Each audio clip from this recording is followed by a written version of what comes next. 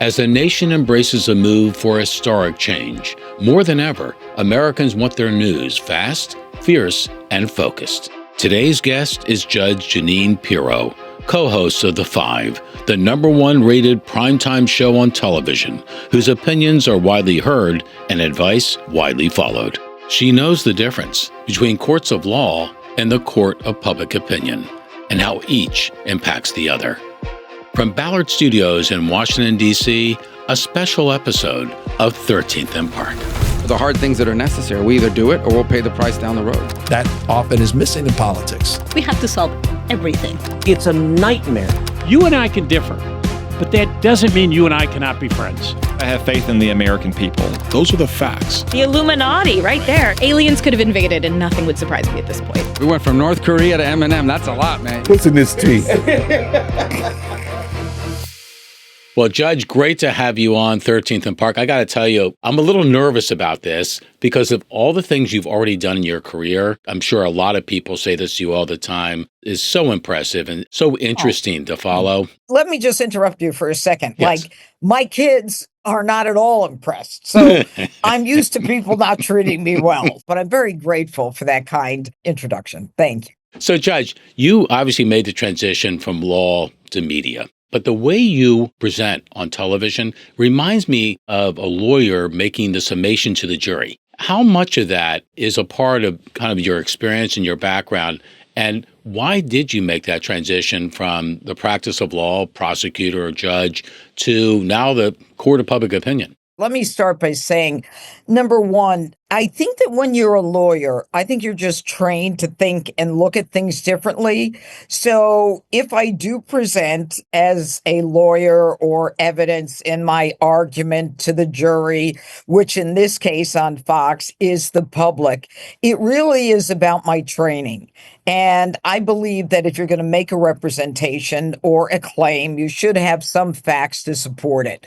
And that's just the training that all of us lawyers have. The favorite part of my career, I mean, the most enjoyable, the most intense, and the most difficult was trying a case. Yeah. But at the same time, I mean, it was that passion of trying to convince 12 reasonable men and women your version of the facts that propels me every day and prepares me for the five. Now, a lot of the five may not be as serious as a murder case or rape or, any one of the other kinds of cases that I tried. But at the same time, the thinking is the same. And the transition from the law to where I am now on Fox was almost seamless. I'll go back to when I first became the district attorney. Now, I had been an ADA for 15 years before I became a judge and a DA. And I remember we found a corpse in Westchester County, but it was headless. And I remember saying, I want to call the New York Times and I want to get some publicity on this because we were trying to figure out who the homicide victim was. And when my press information officer called, he came back and he said, Judge, they want to know if you think it was someone famous. And that always stuck with me. I mean, we're talking decades ago, that unless it was something that they felt it was worth investing in and their time, then it wasn't worth reporting on. But I bring that up because it was how I learned to use the media as a prosecutor to make sure that the public knew what it was I was doing, whether it was starting the first domestic violence unit in the nation to, trying to get my message to battered women that we can prove your case, that we can protect you, that we will work on your behalf, that we will punish him. I knew that the media was essential in terms of my prosecuting crime and getting the word out to the public and deterring crime. So it would be to support the victims and at the same time to deter the criminals. So it was seamless for me. I used it for the benefit of crime victims and to make sure that we punish those individuals. Well, you've been described as a firebrand for battered women, as an avenger for victims. Did you get some of that or a lot of that from your mother, who I read something about, had a real feeling for victims and had a real feeling for, you might say, the underdog? Did some of that come from Mom? I think it all came from mom, and thank you for bringing her up. I am of Lebanese descent. I'm third generation. My mom was born in this country, and my dad was born in this country. My dad fought in World War II. My grandfather fought in World War II. But because my mother was one of four girls, my grandfather didn't think that they were worthwhile, so they forced them out of the United States, sent them to Lebanon because they were girls. But his sons were allowed to stay in this country, and, the girls were kind of dispelled and dispatched to another foreign country. And so I learned from my mother the passion of not only fighting for the underdog, but the fact that as a woman, I should never let my gender stop me in my quest to whatever my ultimate goal would be. And for me, it was to be a lawyer. So yeah, it all goes back to Esther, who taught me to have a sense of compassion. And when I first became a DA, most people said, well, the DA is there to put people in jail. And I had a different mentality. My mentality was, I want to try to make the victim whole again. And if it's a homicide victim, I want to try to bring their family some closure. So it was more focused. And that clearly came from my mom. And she was, my moral compass. And she gave me the strength to do what I did when women were not doing what I was doing. I remember when I first wanted to try a murder case, they said, no, women don't try murder cases. They can't go for the jugular. And, I wanted to go even on homicide calls. And they were like, no, we have to protect you. I don't need you to protect me. It was the challenge that was so important to me and which propelled me. I don't know if that's different from other people. My daughter is an attorney, and she says to me, Mom, things are still not equal. And I said to her, you know what, Kiki, you are so far beyond where I was when I was your age. So let me ask you, as someone who is kind of straight down the line law and order, right? When you were on recently responding to Representative Jasmine Crockett's comments about the border, it is not a criminal violation to enter the country illegally. It's not a criminal. It's a crime. It's not a crime. Article 8, Section 1325. Darling, it is a crime. You call yourself a lawyer? You're in Congress to write laws. When you can't read a law, you can't interpret a law, you can't figure out what is legal and what isn't. You got a real problem, Jasmine, okay? It must really bother you, right? When someone who is charged with making the laws doesn't even understand the law. That to you probably cuts pretty deep, doesn't it?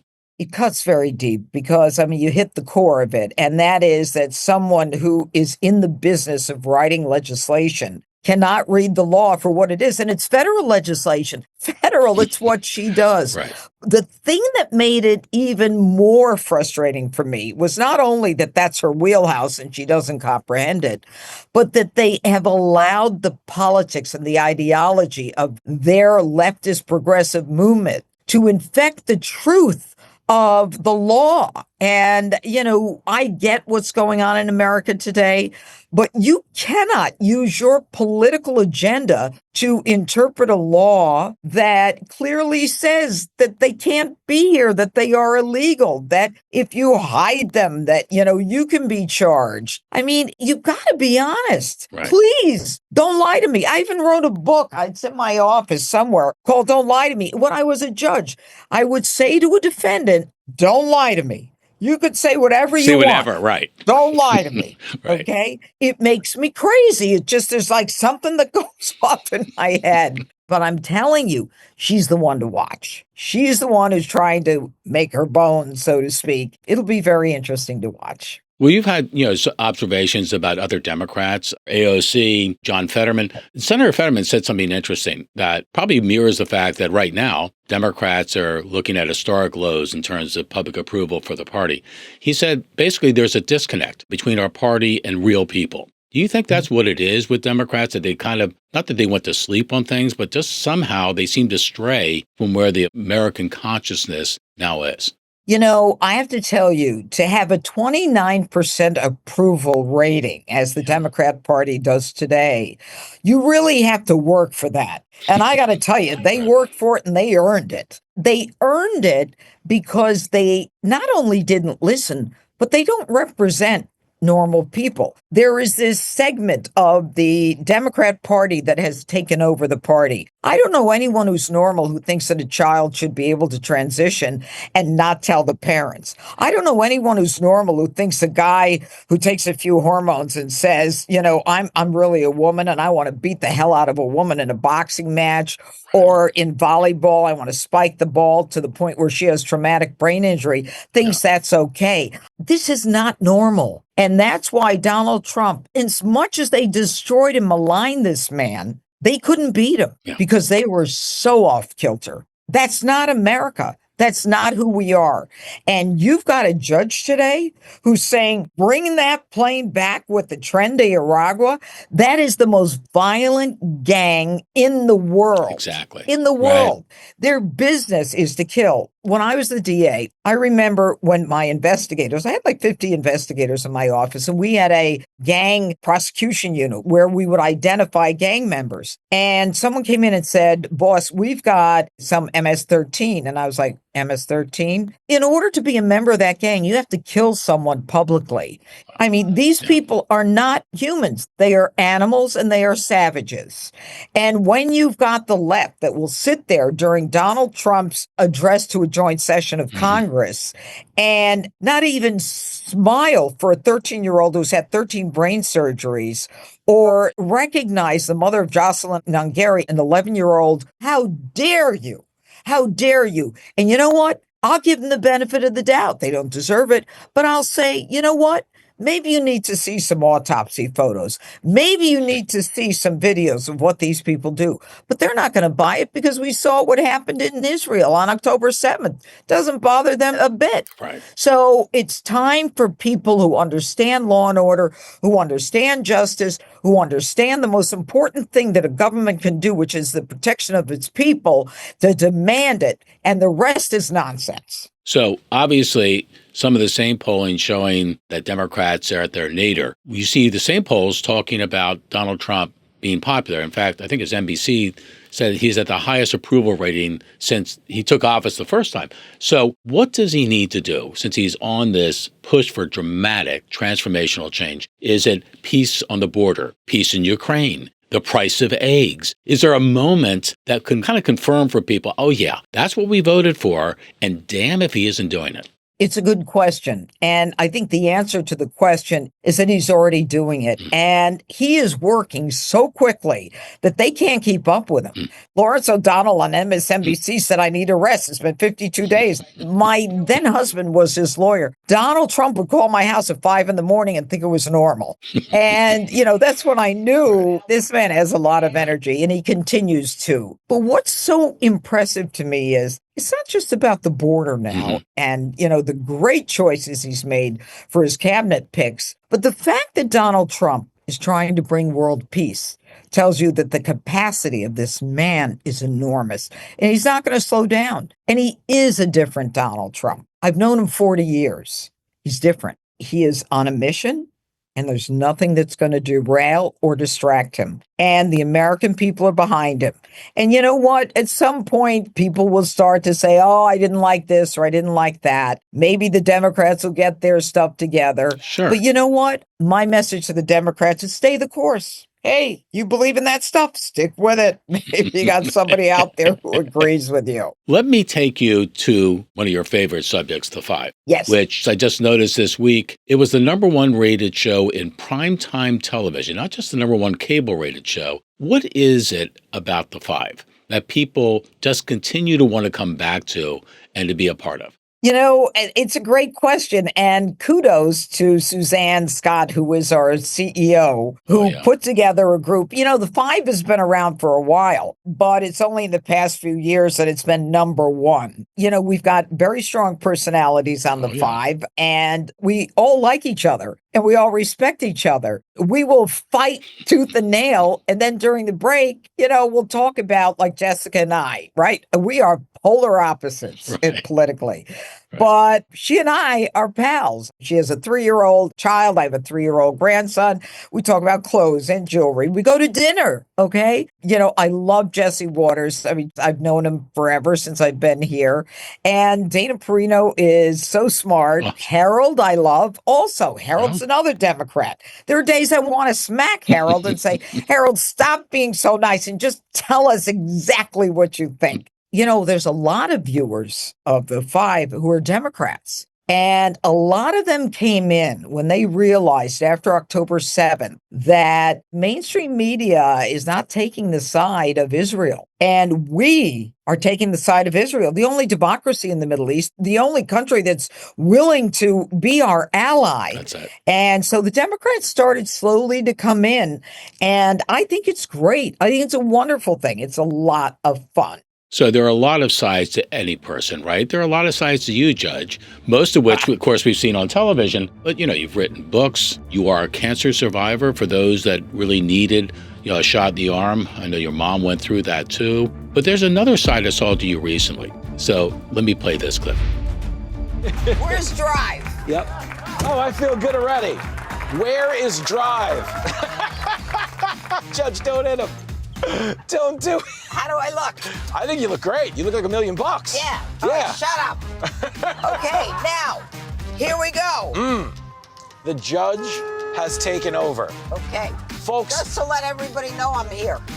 any cabbie can have a backseat driver. Yep, that's right. I wound up with a front seat driver. Listen, can I drive around this guy? No, you can't drive around Yes, I this can. guy. Watch. Behave.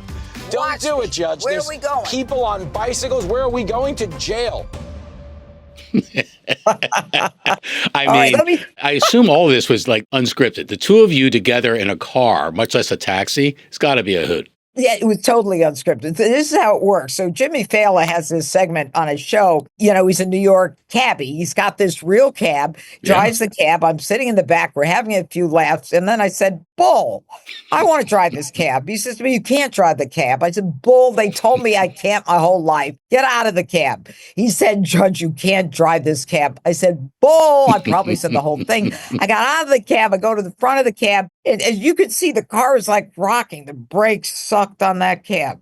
So we went for a spin and I had to cut off another cabbie, you know, and I waved to him. But it took him a while because I don't know that they had insurance for me to drive. Right. I have a lot of fun driving. Once I had too much fun driving. Cop didn't like it. Judge, I know you got a lot to get to, but I want to thank you for a couple of things. One is for being such an outspoken advocate, not only for women who are in trouble, for the downtrodden, for the victims, and for giving Americans kind of a shot in the arm when they really needed it, of confidence, of belief in themselves and the nation. You're all those things, and I know you only see one way when you're on the set of The Five, right, into the camera. But I want you to know all of us that are looking the other way, through that camera lens at you, really take heart that there's a lot to really believe in and to fight for and to want to be a part of. And thank you for giving us all of that.